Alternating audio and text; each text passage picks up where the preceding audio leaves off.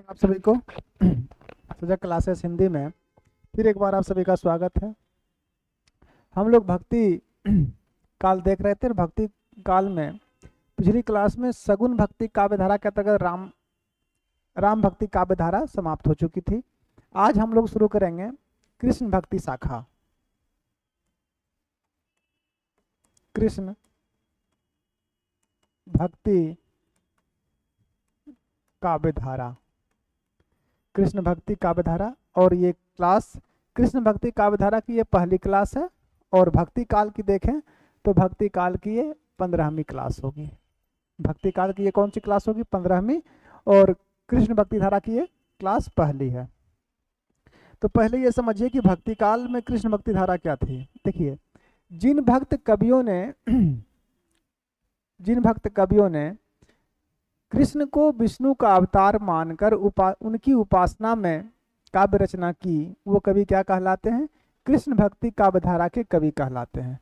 अब बात यह है कि कृष्ण भक्ति काव्य धारा के संबंध में कुछ बातें जान लीजिए कि कृष्ण शब्द का पहला उल्लेख कहाँ मिलता है। ये जो कृष्ण शब्द है इसका पहला उल्लेख कहाँ मिलता है? कृष्ण शब्द का पहला उल्लेख ऋग्वेद में मिलता है। कहाँ मिलता है सबसे पहले इसका उल्लेख सबसे पहले ऋग्वेद में मिलता है। परंतु ऋग्वेद में जो कृष्ण का उल्लेख मिलता है वो महाभारत में या फिर कृष्ण भक्ति काव्य धारा के जो कृष्ण हैं उनका वो नहीं है। ऋग्वेद में जिस कृष्ण का उल्लेख मिलता है वो एक ऋषि थे। वो क्या थे? एक ऋषि थे जिन्होंने कुछ छंदों की रचना की थी। क्या लिखे थे? कुछ छंद लिखे थे। ऋग्वेद के कुछ ऋचाएं छंद की रचना की थी। कृष्ण का जो सर्वप्रथम उल्लेख, फिर से सुन लीजिए, कृष्ण शब्द का जो सर्वप्रथम उल्लेख मिलता है वो कहाँ मिलता है? ऋग्वेद में। परंतु ऋग्वेद में जिस कृष्ण का उल्लेख मिलता है वो वासुदेव और देवकी के पुत्र नहीं थे, यशोदा के नंदन नहीं थे, ठीक है, वृंदावन मथुरा के नहीं थे, ठीक है, महाभारत काल के कृष्ण नहीं थे, भगवत गीता में जो कृष्ण का उल्लेख है वो नहीं थे, श्रीमद् भागवत महापुराण में जिस कृष्ण का उल्लेख है वो नहीं थे, राधा से प्रेम करने वाले जो कृष्ण थे वो नहीं थे, बल्कि ये कौन थे? ऋग्वेद में जो कृष्ण का उल्लेख मिलता है वो एक ऋषि थे जिन्होंने ऋग्वेद के कुछ ऋचाओं का, कुछ छंदों का उल्लेख किया है, या कुछ ऋचाएं या कुछ छंद ऋग्वेद में लिखी हैं। महाभारत कालीन कृष्ण या कृष्ण भक्ति धारा के जो कृष्ण हैं, ठीक है, देखिए, महाभारत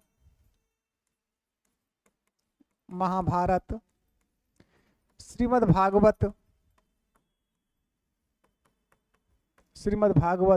व कृष्ण भक्ति धारा, कृष्ण भक्ति धारा, कृष्ण भक्ति धारा के कृष्ण। अब इसकी बात करते हैं कि महाभारत, श्रीमद् भागवत व कृष्ण भक्ति धारा में जिन भक्ति धारा के बारे में हम पढ़ रहे हैं और उसमें जो कृष्ण हैं, जो कौन है? जो राधा से प्रेम करने वाले हैं, देवकी यशोदा के पुत्र हैं, वसुदेव और नंद के पुत्र हैं, वृंदावन गोकुल मथुरा द्वारिका में रहने वाले हैं, ठीक है। महाभारत जिन्होंने अपनी वाणी से दुनिया का सर्वश्रेष्ठ दर्शन ग्रंथ दिया, सर्वश्रेष्ठ दर्शन ग्रंथ कौन सा है? श्रीमद् भागवत गीता है। तो जिन्होंने दिया वो कृष्ण का उल्लेख कहाँ मिलता है? उस कृष्ण का उल्लेख मिलता है छांदोग्य उपनिषद में। कहाँ मिलता है? छांदोग्य उपनिषद में मिलता है। छांदोग्य उपनिषद में जिस कृष्ण की चर्चा हम लोग कर रहे हैं उस कृष्ण का उल्लेख सर्वप्रथम कहाँ मिलता है? उस कृष्ण में छांदोग्य उपनिषद में उस कृष्ण का मिलता है। कृष्ण भक्ति धारा के जो कृष्ण हैं, बांसुरी बजाने वाले जो कृष्ण हैं, राधा से प्रेम करने वाले जो कृष्ण हैं, महाभारत में जो कृष्ण हैं, श्रीमद् भागवत में जो कृष्ण हैं, श्रीमद् भागवत गीता को अपने मुख से बोलने वाले जो कृष्ण हैं, या कृष्ण भक्ति धारा के जो कृष्ण हैं, उस कृष्ण का उल्लेख सर्वप्रथम कहाँ मिलता है? तो छंदोग्य उपनिषद में मिलता है। ऋग्वेद में जिस कृष्ण का उल्लेख मिलता है वो कौन थे? एक ऋषि थे जिन्होंने कुछ ऋचाओं, कुछ छंदों की रचना की थी। बात हो गई स्पष्ट? देखो बाबू, कृष्ण के साथ राधा, अर्थात राधा का उल्लेख ना महाभारत में है ना श्रीमद् भागवत में है, कहीं नहीं है। राधा का उल्लेख सर्वप्रथम जो उल्लेख मिलता है वो गोपाल तापनी उपनिषद में मिलता है। अगर नहीं याद रहे तो लिख लीजिए। राधा का उल्लेख, राधा का उल्लेख सर्वप्रथम राधा का उल्लेख सर्वप्रथम गोपाल तापनी उपनिषद में मिलता है। गोपाल तापनी उपनिषद, राधा का सर्वप्रथम उल्लेख कहाँ मिलता है? तो गोपाल तापनी उपनिषद में मिलता है। राधा का उल्लेख महाभारत में भी नहीं है, ना ही श्रीमद् भागवत में है। श्रीमद् भागवत जो कृष्ण भक्ति धारा का ही आधार ग्रंथ है, कृष्ण भक्ति का जन्म ही उसी ग्रंथ से हुआ है, श्रीमद् भागवत से। तो श्रीमद् भागवत अलग है, श्रीमद् भागवत गीता अलग है। श्रीमद् भागवत गीता महाभारत का अंग है और श्रीमद् भागवत तो अलग चीज है ही, जिसमें कृष्ण के जन्म से लेके उनके मथुरागमन तक का वर्णन मिलता है। तो राधा का सर्वप्रथम उल्लेख कहाँ मिलता है? राधा का सर्वप्रथम उल्लेख गोपाल तापनी उपनिषद में मिलता है। ठीक है, कुछ बातें जान लीजिए कृष्ण भक्ति शाखा के विशेष तथ्य। ये तो कृष्ण के बारे में आप लोग को समझाए। अब लिखिए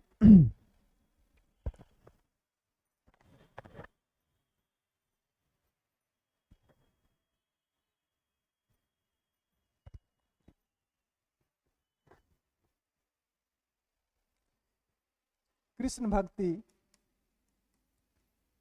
कृष्ण भक्ति काव्य धारा, कृष्ण भक्ति काव्य धारा। कुछ विशेष तथ्य देख लीजिए, विशेष तथ्य, फिर हम लोग आगे बढ़ेंगे। विशेष तथ्य देख लीजिए। पहली विशेष तथ्य ये कि कृष्ण भक्ति, संपूर्ण कृष्ण भक्ति काव्यधारा का आधार ग्रंथ कौन सा है? आधार ग्रंथ कौन सा है? श्रीमद् भागवत पुराण है। लिख सकते हैं संपूर्ण कृष्ण भक्ति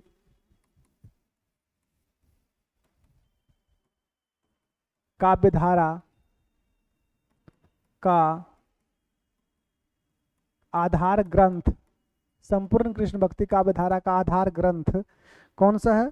श्रीमद् भागवत, श्रीमद् भागवत पुराण है। श्रीमद् भागवत, श्रीमद् भागवत पुराण है, याद रखेंगे। संपूर्ण कृष्ण भक्ति काव्यधारा का आधार ग्रंथ कहाँ कौन सा है? श्रीमद् भागवत है। और श्रीमद् भागवत के जो कृष्ण है उनका उल्लेख कहाँ मिलता है सर्वप्रथम? तो छंदोग्य उपनिषद में मिलता है। ठीक है, कृष्ण भक्ति काव्यधारा के प्रवर्तक कौन है? कृष्ण भक्ति काव्यधारा के प्रवर्तक, कृष्ण भक्ति काव्यधारा के प्रवर्तक कौन है? तो वल्लभाचार्य हैं। कौन है? वल्लभाचार्य हैं, याद रखेंगे। कृष्ण भक्ति से संबंधित सबसे प्राचीन संप्रदाय कौन सा है? कृष्ण भक्ति से संबंधित सबसे प्राचीन संप्रदाय कौन सा है? सबसे प्राचीन संप्रदाय, कृष्ण भक्ति से संबंधित सबसे प्राचीन संप्रदाय कौन सा है? निम्बार्क संप्रदाय है। निम्बार्क संप्रदाय, कृष्ण भक्ति से संबंधित सबसे प्राचीन संप्रदाय निर्वाक संप्रदाय। अच्छा, हिंदी में कृष्ण को काव्य का विषय बनाने वाले पहले कवि कौन से थे? तो हिंदी में कृष्ण को काव्य का विषय बनाने वाले सर्वप्रथम कवि विद्यापति हैं। हिंदी में कृष्ण को काव्य का विषय, हिंदी में कृष्ण को काव्य का विषय बनाने वाले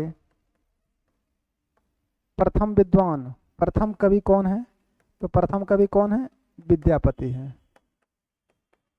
प्रथम कवि कौन है? तो विद्यापति हैं। इतनी बातें आप लोग जरूर याद रखेंगे। लिख लीजिए। संपूर्ण कृष्ण भक्ति काव्यधारा का आधार ग्रंथ श्रीमद् भागवत पुराण है। कृष्ण भक्ति काव्यधारा के प्रवर्तक वल्लभाचार्य हैं। कृष्ण भक्ति से संबंधित सबसे प्राचीन संप्रदाय निम्बार्क संप्रदाय है और हिंदी में कृष्ण को काव्य का विषय बनाने वाले प्रथम कवि विद्यापति हैं। कृष्ण भक्ति धारा के प्रतिनिधि कवि कौन है? तो सूरदास हैं। ये बात भी यहाँ लिख लीजिए। कृष्ण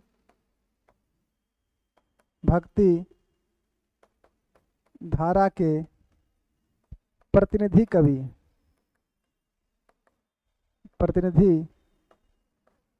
कौन है? तो सूरदास है। कृष्ण भक्ति धारा के प्रतिनिधि कवि कौन है? तो सूरदास है। ये कुछ हो गई इसके बारे में महत्वपूर्ण बातें। अब हम बात करते हैं कृष्ण भक्ति धारा की प्रवृत्तियां या विशेषताएं। इतना लिखिए पहले।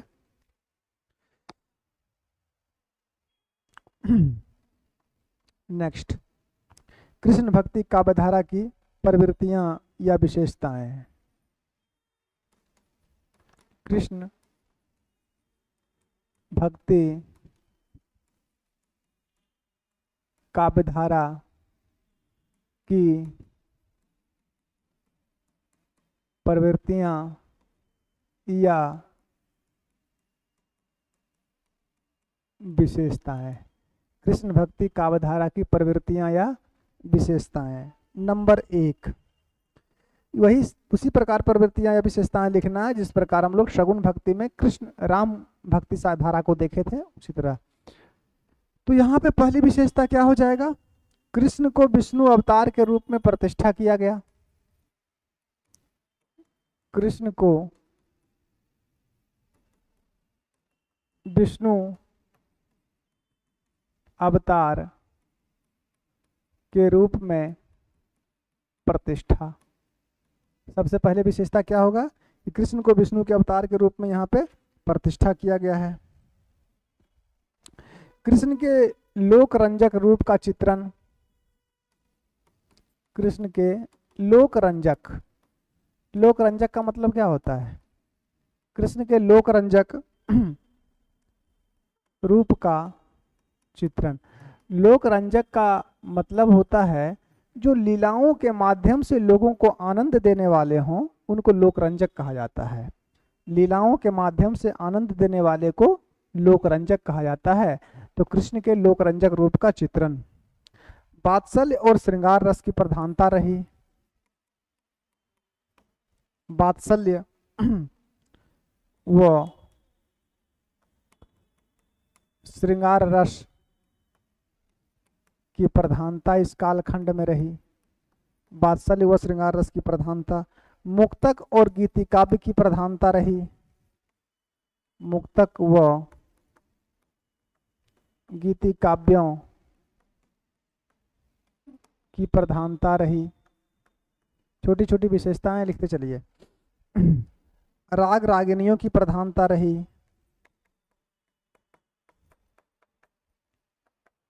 राग रागिनियों की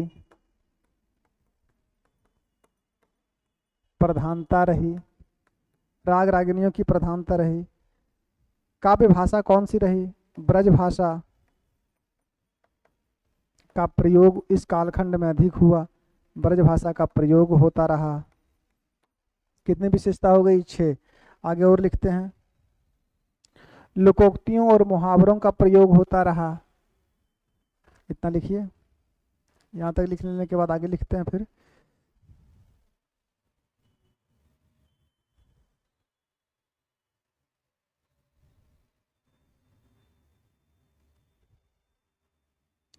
हो गया? कितनी विशेषता? 6 हो गई। नंबर 7, लोकोक्तियों एवं मुहावरों का प्रचुर प्रयोग हुआ। लोकोक्तियों व मुहावरों का प्रचुर प्रयोग हुआ। नेक्स्ट, तत्कालीन लोक संस्कृति का चित्रण हुआ। तत्कालीन लोक संस्कृति का चित्रण हुआ, तत्कालीन लोक संस्कृति का चित्रण हुआ। नेक्स्ट,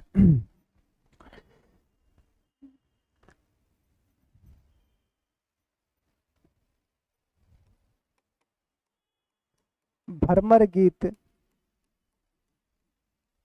परंपरा, भ्रमर गीत परंपरा की उद्भावना हुई। कितनी विशेषता, 9 हो गई ना, एक और लिख लीजिए, स्वांतः सुखाय। स्वांतः सुखाय काव्य रचना की गई। स्वांतः सुखाय मतलब क्या होता है? आध्यात्मिक सुख, आध्यात्मिक सुख को स्वांतः सुखाय, स्वतः सुखाय काव्य रचना। ये हो गई कुछ महत्वपूर्ण विशेषताएं कृष्ण भक्ति काव्य धारा की, जिसको आप लोग लिख लीजिए। अब हम बात करते हैं कृष्ण भक्ति शाखा से संबंधित। आज ये जो क्लास है, ये कृष्ण भक्ति धारा की आज ये पहली क्लास है। और शगुन भक्ति में हम लोग अंतिम पड़ाव में हैं, अर्थात कृष्ण भक्ति धारा आज देख रहे हैं। इससे पहले निर्गुण की दोनों शाखा, प्रेम मार्गी और ज्ञान मार्गी, समाप्त हो चुकी है। शगुन में आए तो शगुन में भी कृष्ण भक्ति धारा हम लोग देख चुके हैं, और आज कृष्ण भक्ति धारा देख रहे हैं। तो इसमें सबसे पहले देख लीजिए कृष्ण का उल्लेख। तो कृष्ण का उल्लेख सबसे प्रथम कहाँ मिलता है? ऋग्वेद में मिलता है। परंतु ऋग्वेद में जिस कृष्ण का उल्लेख मिलता है वो कृष्ण वासुदेव श्री कृष्ण नहीं है। अर्थात जो कृष्ण भक्ति धारा में जिस कृष्ण को हम लोग पढ़ते हैं, जिन कृष्ण को हम लोग जानते हैं, जो राधा से प्रेम करने वाले हैं, मथुरा वृंदावन में खेलने वाले थे, महाभारत में जो कृष्ण का वर्णन है, जिन्होंने अपने मुखारबिंद से दुनिया का सबसे बड़ा दर्शन ग्रंथ और अद्भुत दर्शन ग्रंथ दिया, श्रीमद् भागवत गीता। गीता मूलतः एक दर्शन ग्रंथ है बाबू, अध्यात्म से उसको मत जोड़ो, वो दर्शन पे ही लिखा गया है। दुनिया की 3 पुस्तकें हैं, एक है रामायण, एक है महाभारत, और महाभारत का ही एक अंग है श्रीमद् भागवत गीता। श्रीमद् भागवत गीता कोई अलग पुस्तक नहीं है, वो महाभारत का ही एक अंग है, एक भाग है महाभारत का ही। ये 3 पुस्तकें, रामायण ये शिक्षा देती है कि जीवन जीना कैसे चाहिए। रामायण हमको क्या सिखाती है? कि जीवन कैसे जीना चाहिए। महाभारत ये सिखाती है कि जीवन में क्या नहीं करना चाहिए। आ गई बात समझ में? रामायण ये सिखाती है कि जीवन कैसा हो, जीवन कैसे जिया जाए, जीवन कैसे जीना चाहिए। महाभारत ये सिखाती है कि हमको जीवन में क्या नहीं करना चाहिए। और श्रीमद् भागवत गीता जो 18 अध्यायों में विभक्त है, जिसको स्वयं परमात्मा श्री कृष्ण ने अपने मुखारबिंद से अर्जुन को समझाया है और इस सृष्टि को ये ज्ञान दिया है, वो ये बताती है कि जीवन जिया कैसे जाए। जीवन जीने का जो सार्थक पहलू है, जीवन को आसान बनाने का, और इस कलिकाल में सभी प्रकार के मताओं से बचने का, मद मतलब अहंकार, सभी प्रकार के दुष्प्रभावों से बचने का जो अद्भुत रास्ता बताया है, वो रास्ता श्रीमद् भागवत गीता में ही बताया गया है। तो ये 3 पुस्तक बहुत महत्वपूर्ण है। जीवन कैसे जीना चाहिए ये रामायण बताती है, जीवन में क्या नहीं करना चाहिए ये महाभारत बताती है, और जीवन को सफल कैसे बनाया जाए, व्यक्ति सफलता कैसे प्राप्त कर सकता है, जीवन को किस रूप में जिया जाए, ठीक है, जीवन का मूल उद्देश्य क्या होता है, हमारे जीवन का, हमारे आने का मूल उद्देश्य क्या। ऐसा थोड़ी है कि हम आए और चले गए, वो तो सब करते हैं, वो तो जानवर भी करते, फिर हमको मनुष्य रूप क्यों मिला। तो अपने जीवन का उद्देश्य क्या है, मानव जीवन का उद्देश्य क्या है, ये बताने वाली पुस्तक जो है वो कहलाती है श्रीमद् भागवत गीता, जो भगवान श्री कृष्ण ने अपने मुखारबिंद से कहा था। ठीक है, तो जिस कृष्ण को हम लोग पढ़ते हैं, महाभारत में जो कृष्ण है, श्रीमद् भागवत में जो कृष्ण है, कृष्ण भक्ति धारा के जो कृष्ण हैं, उनका उल्लेख सर्वप्रथम कहाँ मिलता है? छंदों के उपनिषद में मिलता है। राधा का सर्वप्रथम उल्लेख कहाँ मिलता है? गोपाल तापनी उपनिषद में मिलता है। श्रीमद् भागवत, महाभारत, इन सबों में कृष्ण का, राधा का कहीं उल्लेख ही नहीं है। अगर कोई बोलता है तो पूछिए कि दिखाओ, अगर श्रीमद् भागवत में कहीं राधा का उल्लेख है तो पूछिए कि किस पृष्ठ में है, किस अध्याय में है, हमको दिखाओ। ठीक है, उसके बाद हम लोग कृष्ण भक्ति धारा में आ गए, कुछ विशेष तथ्य देखे और फिर हो गई ये विशेषताएं। आगे बढ़ते हैं, लिखिए कृष्ण भक्ति से संबंधित संप्रदाय। कृष्ण भक्ति से संबंधित संप्रदाय। कृष्ण भक्ति से संबंधित कितने संप्रदाय हुए थे? प्रमुख संप्रदाय 5 हुए थे। कौन कौन देख लीजिए। पहला जो संप्रदाय था वो था निम्बार्क संप्रदाय। सबसे प्राचीन संप्रदाय कौन सा है? निम्बार्क संप्रदाय। सबसे प्राचीन संप्रदाय कौन सा था? निम्बार्क संप्रदाय था। इसके प्रवर्तक कौन थे? इसके प्रवर्तक निम्बार्काचारी थे। इसके प्रवर्तक कौन थे? इसके प्रवर्तक निम्बार्काचारी थे।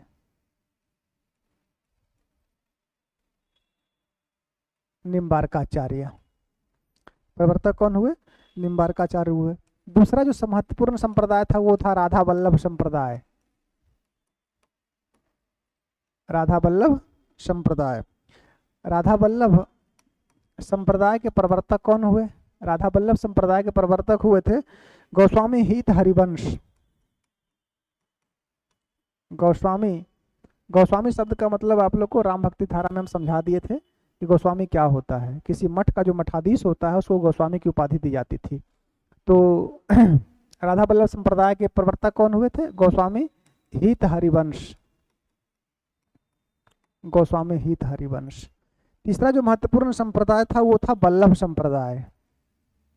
तीसरा संप्रदाय कौन सा था? वो था वल्लभ संप्रदाय। वल्लभ संप्रदाय के प्रवर्तक कौन हुए थे? वल्लभ संप्रदाय के प्रवर्तक वल्लभाचार्य थे।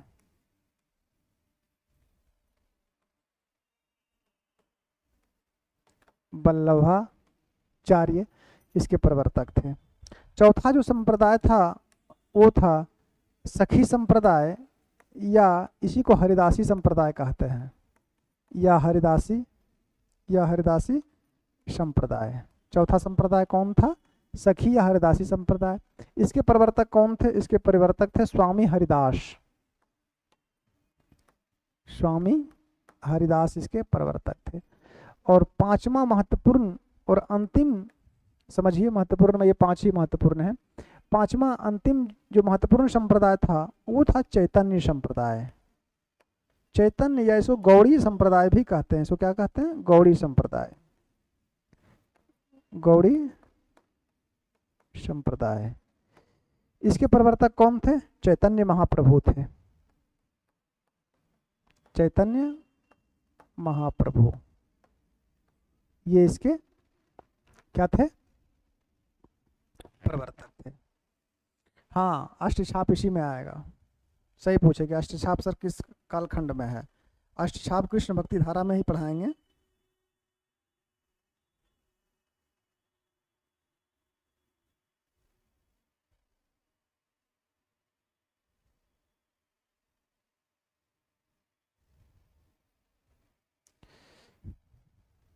हो गया? चलिए अब प्रत्येक सबसे पहले आज हम निम्बार्क संप्रदाय को देखते हैं। इन संप्रदाय को पढ़ने के बाद कृष्ण भक्ति धारा के जो कवि हैं, लगभग कवि तो इसी संप्रदाय के अंतर्गत ही आ जाएंगे। जो जो कवि हैं उनको पढ़ाते ही चलेंगे। फिर भी अगर कुछ कवि बच जाएंगे तो उनको देखेंगे आगे। तो पहला लिखिए निम्बार्क संप्रदाय। नंबर 1 निम्बार्क संप्रदाय। निम्बार्क संप्रदाय, इसके बारे में कुछ बातें जान लीजिए। निम्बार्क संप्रदाय का अन्य नाम क्या है? अगर अन्य नाम देखें तो इसी को सनक संप्रदाय भी कहा जाता है। इसी को सनक संप्रदाय कहा जाता है। इसी को हंस संप्रदाय भी कहा जाता है। सनक या हंस संप्रदाय इसी का नाम है। एक ही संप्रदाय के अर्थात निम्बार्क संप्रदाय के अन्य नाम क्या हो गए? इसी को सनक संप्रदाय या हंस संप्रदाय भी कहते हैं। प्रवर्तक अभी तो देख ही लिए थे, फिर भी देख लीजिए। प्रवर्तक कौन थे? प्रवर्तक थे निम्बकाचार्य। निम्बार्काचार्य इसके प्रवर्तक हुए थे। परिवर्तन कब हुआ था? परिवर्तन का समय देखें कि कब इन्होंने इसका प्रवर्तन किया था, तो 1182 ईस्वी में किया था।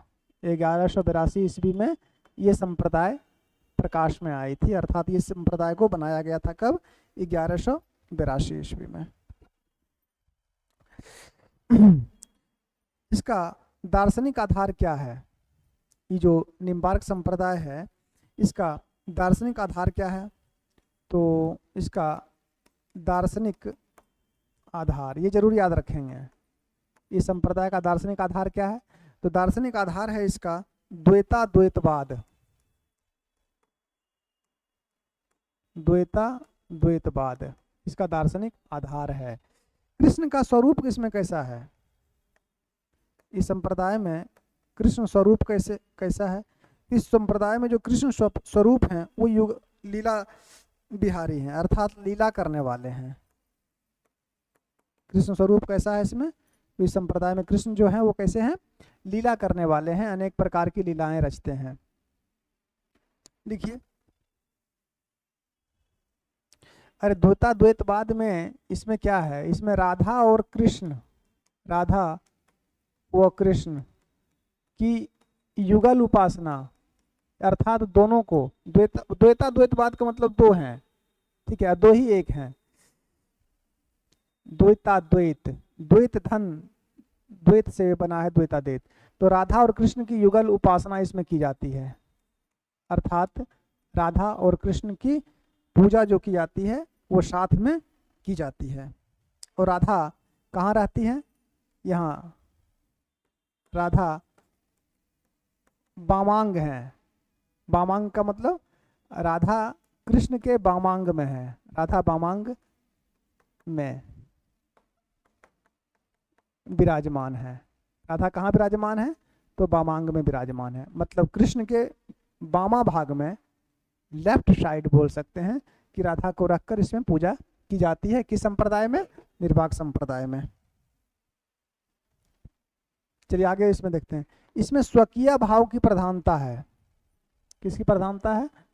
इस संप्रदाय में, इस संप्रदाय में स्वकीय इस संप्रदाय में स्वकीय भाव की प्रधानता है। स्वकीय भाव, नायिका भी स्वकीय प्रक्रिया होती है ना, स्वकीय जो अपने लिए हो। इसमें इस संप्रदाय में स्वकीय भाव की प्रधानता है। किस भाव की प्रधानता है? तो स्वकीय भाव की प्रधानता है। अर्थात क्या माना गया? स्वकीय मतलब जो अपने पति से प्रेम करे वो स्वकीय, जो दूसरे के पति से प्रेम करे वो परकीय। तो स्वकीय भाव की प्रधानता है का मतलब यहाँ पे ये हो गया कि इसमें राधा को कृष्ण की विवाहिता माना गया है, अर्थात कृष्ण की पत्नी माना गया है इस संप्रदाय में। नेक्स्ट बात, निर्वाक संप्रदाय का प्रधान पीठ कहाँ है? निर्वाक संप्रदाय का प्रधान पीठ कहाँ है? प्रधान पीठ ये सलेमाबाद में है। प्रधान पीठ कहाँ है इसका? सलेमाबाद। सलेमाबाद कहाँ पड़ता है? राजस्थान में। सलेमाबाद कहाँ है? राजस्थान में। इस संप्रदाय के प्रमुख कवि कौन है? निर्वाक संप्रदाय के प्रमुख कवि तो लिख सकते हैं, इस संप्रदाय के प्रमुख कवि, इस संप्रदाय के प्रमुख कवि कौन कौन है? तो इनका नाम लिख लीजिए। संप्रदाय में जो कवि हैं उनको तो पढ़ाते ही चलेंगे ना। पहले कवि हैं निम्बकाचार्य। पहले कवि कौन है? निम्बार्काचार्य। पहले कवि निम्बार्काचार्य। पहले कवि कौन हो गए? इस संप्रदाय के प्रमुख कवि कौन है? तो निम्बार्काचार्य हैं। नंबर 2 श्री कृष्ण भट्ट या श्री भट्ट। श्री कृष्ण भट्ट या इन्हीं का एक नाम है श्री भट्ट। नंबर 3 तीसरे कवि इस कालखंड के हरिदेव, ये हरिव्यास देव,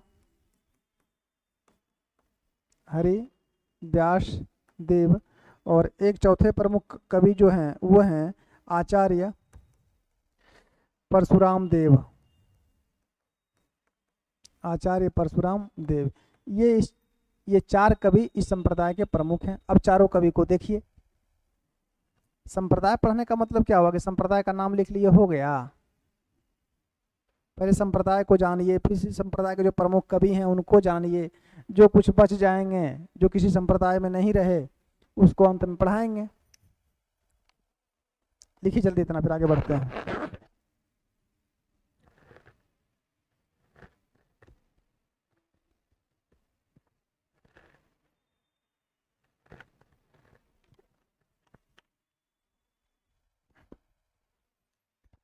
हो गया? तो पहले कवि कौन है? निम्बार्काचार्य। चलिए महाप्रभु को देखते हैं। इनका बचपन का नाम क्या था? नियमानंद था। नंबर 1, निम्बार्काचार्य।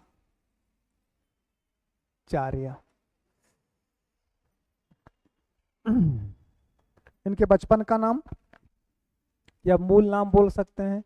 इनका मूल नाम क्या था? मूल नाम था इनका नियमानंद।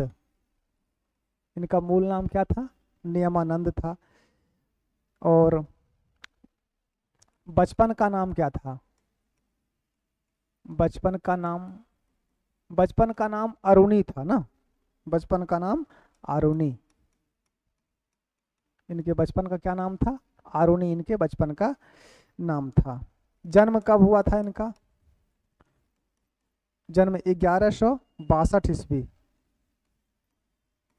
के आसपास। इनका जन्म कब हुआ था? 1162 ईस्वी के आसपास हुआ था। कहाँ हुआ था? तो निम्बापुर गांव पड़ता है। कहाँ पड़ता है? तो बेलारी के पास। निम्बापुर बेलारी गांव। गुरु कौन थे? बताया जाता है कि इनके गुरु का नाम था नारद मुनि। इनके गुरु का नाम क्या था? इनके गुरु का नाम था नारद मुनि। और इनके प्रमुख शिष्य का नाम लिख लीजिए। इनके 4 प्रमुख शिष्य भी हुए थे। प्रमुख शिष्य कौन कौन? Number 1 Gaurmukhacharya. Gaurmukhacharya. Number 2 Shri Lakshman Bhatt. Shri Lakshman Bhatt. Number 3 Srinivasacharya. Srinivasacharya. और एक हुए थे नंबर 3। नंबर 4 इनके चौथे जो शिष्य थे उनका नाम था ओदुम्बा। ओदुम्बाचार्य। ओदुम्बाचार्य नाम था। ओदम्बराचार्य था। ओदुम्बराचार्य। ओदुम्बराचार्य। ये इनके 4 शिष्य हुए थे। हाँ, इनकी रचनाएं देखते हैं आगे। ये इनके गुरु कौन थे? नारद मुनि। अब नारद मुनि वो नारायण नारायण वाले, मतलब तीनों लोक के जो संवाददाता थे वो नहीं थे, बल्कि किसी अलग कोई ऋषि के बारे में बताया गया है इनके जीवनी में कि उन्हीं का नाम भी नारद ही था। अब वो नारायण नारायण करने वाले नारद जी देवर्षि नारद नहीं थे, बल्कि किसी अन्य व्यक्ति थे जिनका नाम नारद मुनि था। अब इनकी रचनाएं देखिए। रचनाओं में पहला लिख लीजिए वेदांत पारिजात सौरभ। महत्वपूर्ण रचना है वेदांत पारिजात सौरभ। वेदांत पारिजात सौरभ। नंबर 2 10 श्लोकी। 10 श्लोकी। नंबर 3 में एक रचना थी श्री कृष्ण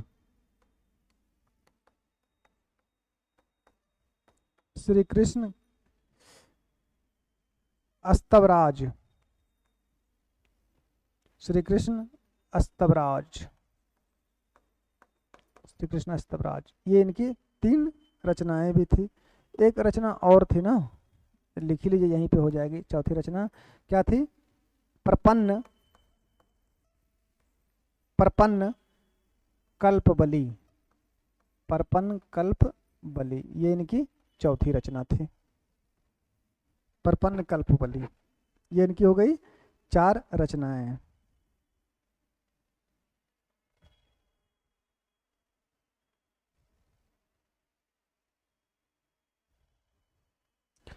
इस संप्रदाय के बारे में एक बात बता दें महत्वपूर्ण। इस संप्रदाय में ये माना जाता है कि भगवान श्री कृष्ण के हाथ में जो सुदर्शन है ना, सुदर्शन चक्र का ये अवतार थे निम्बकाचार्य। सुदर्शन का ही अवतार किनको माना गया है? निम्बकाचार्य को माना गया है। खैर चलिए छोड़िए, तो ये निम्बकाचार्य हो गए। अगले कवि पर देखते हैं, कितने कवि हैं इसमें? 4। तो एक तो हो गए निम्बकाचार्य। आगे लिखिए श्री भट्ट, इनका जीवन वृत्त अज्ञात है, ठीक है। आचार्य शुक्ल ने इनका समय कुछ माना है, जन्म स्थान इनका मथुरा था, देख लेते हैं। तो एक कवि तो हो गए निम्बकाचार्य। नंबर 2 पर आइए और लिखिए श्री भट्ट या श्री कृष्ण भट्ट। श्री भट्ट या श्री कृष्ण भट्ट, इनका जीवन वृत्त अज्ञात है, कुछ पता नहीं है। आचार्य शुक्ल इनका समय इनका जन्म मानते हैं। आचार्य शुक्ल इनका जन्म विक्रम संवत, कब?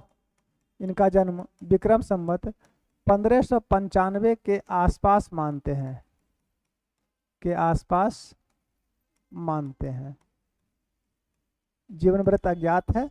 आचार्य शुक्ल जी इनका जन्म कब मानते हैं? विक्रम संवत 1595 के आसपास। जन्म स्थान इनका मथुरा था। जन्म स्थान क्या था? जन्म स्थान मथुरा बताया जाता है इनका। जन्म स्थान क्या था इनका? मथुरा था। गुरु कौन थे इनके? इनके गुरु का नाम था केशव कश्मीर भट्ट। केशव कश्मीर भट्ट, इनके गुरु का नाम केशव कश्मीर भट्ट। इस संप्रदाय में अर्थात निम्बार्क संप्रदाय में, निम्बार्क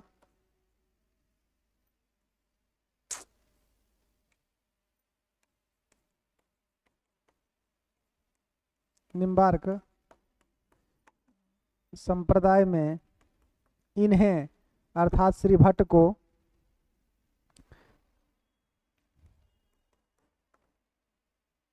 को हितजू सखी, हितजू सखी अर्थात राधा की सहेली हितजू सखी का अवतार माना गया है।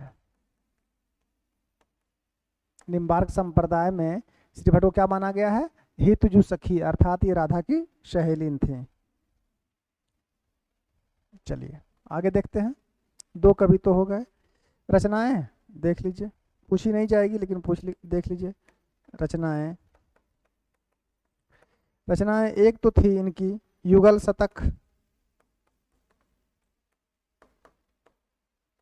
2 रचनाएं थी इनकी, एक युगल शतक थी और एक आदिवाणी, एक आदिवाणी। ये इनकी 2 रचनाएं हो गई और श्री भट्ट हो गए समाप्त। 2 कवि हो गए। तीसरे कवि कौन थे जी? तीसरे कवि थे व्यास, हरि व्यास देव। चलिए इनको लिखते हैं, हरि व्यास देव तीसरे नंबर पर।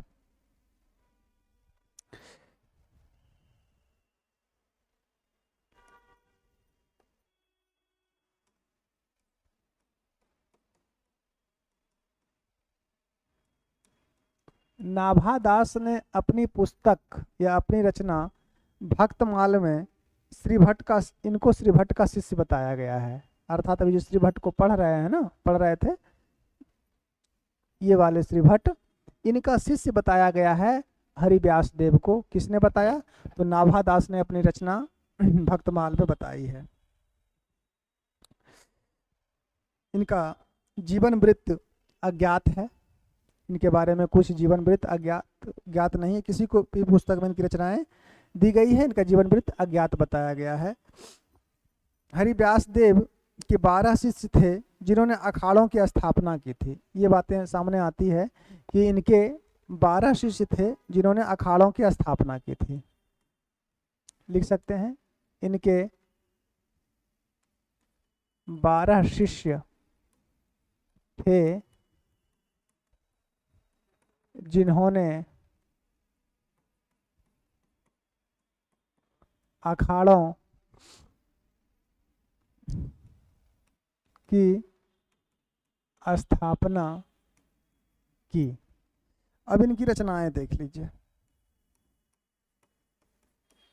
रचनाएं, अगर इनकी रचनाओं की बात करें तो क्रम से लिख लीजिए। पहला है सिद्धांत रत्नांजलि, संस्कृत में है ये, लेकिन सिद्धांत रत्न धन अंजलि, रत्नांजलि बन गया। नंबर 2 तत्वार्थ पंचक,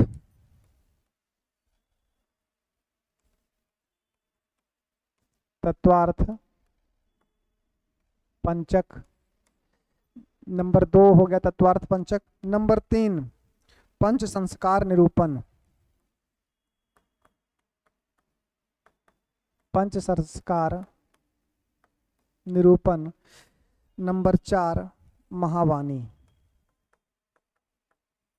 महावाणी। देखिए, महावाणी की भाषा ब्रज है, महावाणी की भाषा क्या है, ब्रज भाषा में है। और ये तीनों की भाषा क्या है, संस्कृत है। इस बात को याद रखेंगे। इनकी जो पुस्तक है उसमें महावाणी की भाषा जो है वो ब्रज है और इन तीनों की भाषा जो है वो संस्कृत है।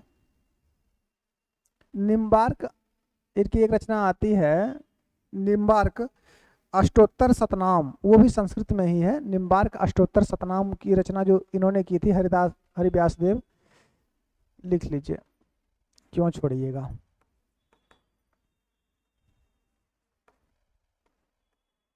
निम्बार्क अष्टोत्तर शतनाम, ये भी संस्कृत में है। इसकी भाषा भी क्या है, इसकी भाषा भी संस्कृत ही है। महावाणी के बारे में महत्वपूर्ण है, देख लीजिए। महाभारी में 5 खंड हैं। कितने खंड हैं, इसमें 5 खंड हैं और खंड को इसमें सुख कहा गया है। महावाणी में जो पुस्तक है इसमें 5 खंड हैं और ये निम्बार्क संप्रदाय से संबंधित रचना है। इसमें महावाणी जो ब्रज भाषा में है, और महावाणी के कितने खंड हैं, 5 खंड हैं। और 5 खंड का इसमें प्रत्येक खंड या अध्याय को क्या कहा गया, सुख कहा गया है, जिसमें सेवा खंड, उत्साह खंड, सूरत खंड, ये सब नाम से किए गए हैं। तो उतना डीपली नहीं पूछा जाएगा। तो ये किसके बारे में हो गई, हरिदास व्यास। एक कवि और बच गए होंगे, कौन बचे हैं, एक जी, एक बच गए हैं आचार्य परशुराम देव। चलिए इनको भी देख ही लेते हैं। चौथे और अंतिम कवि, तो कल से हम लोग राधा वल्लभ संप्रदाय देखेंगे। चौथे कवि हैं कौन, आचार्य परशुराम देव, आचार्य परशुराम देव, ये चौथे कवि थे। जीवन वृत्त इनका भी ज्ञात नहीं है, जीवन वृत्त इनका भी क्या है, जीवन वृत्त इनका भी अज्ञात है। इनके गुरु जी का नाम था, इनके गुरु कौन थे, इनके गुरु का नाम था हरिव्यास देव। गुरु कौन थे, गुरु पहले थे हरिव्यास देव, इनके गुरु थे। ठीक है, रचना देख लीजिए, रचना भी ज़्यादा नहीं है, रचना भी इनकी एक ही है, परशुराम सागर, परशुराम सागर, बस एक इनकी रचना है। इनके बारे में एक बात, ये निम्बार्क संप्रदाय, ये निम्बार्क संप्रदाय की गद्दी, ये निम्बार्क संप्रदाय की गद्दी वृंदावन से वृंदावन से सलेमाबाद, ये निम्बार्क संप्रदाय के गद्दी वृंदावन से सलेमाबाद कहाँ पड़ता, राजस्थान में, सलेमाबाद लेकर गए थे, लेकर गए थे। तो ये किसके बारे में बात हो गई। आज हम लोग एक संप्रदाय को देखे और एक संप्रदाय के अंतर्गत जो 4 कवि थे कृष्ण भक्ति सात धारा के, उनको देख लिए हैं। और ये क्लास जो है कौन सी है, आज इतना ही रहने दीजिए, बहुत पढ़ा दिए हैं, एक ही दिन सब पढ़ लीजिएगा, फिर कल क्या पढ़िएगा। तो ये कृष्ण भक्ति शाखा की पहली क्लास है और भक्ति काल की 15वीं क्लास है। और आज हम लोग एक संप्रदाय अर्थात निर्वाक संप्रदाय को देख लिए। कल की क्लास में हम लोग देखेंगे राधा वल्लभ संप्रदाय, और राधा वल्लभ संप्रदाय के अंतर्गत जो कवि आते हैं, उस संप्रदाय के जो प्रमुख कवि लगभग 7 हैं, उनको देखेंगे। छोटे छोटे कवि हैं सभी, बड़े कवि तो इस कालखंड में 2 ही मिलेंगे, एक नंददास को अच्छे से देखना है और एक फिर जब वल्लभ संप्रदाय में हम लोग चलेंगे वल्लभाचार्य में, तो वल्लभाचार्य और फिर अष्टछाप के कवि में सूरदास को देखेंगे विस्तार से। तो आज के लिए इतना ही, धन्यवाद। हम लोग अगले क्लास में मिलते हैं फिर कल, और कल फिर आगे बढ़ते हैं हम लोग राधा वल्लभ संप्रदाय से।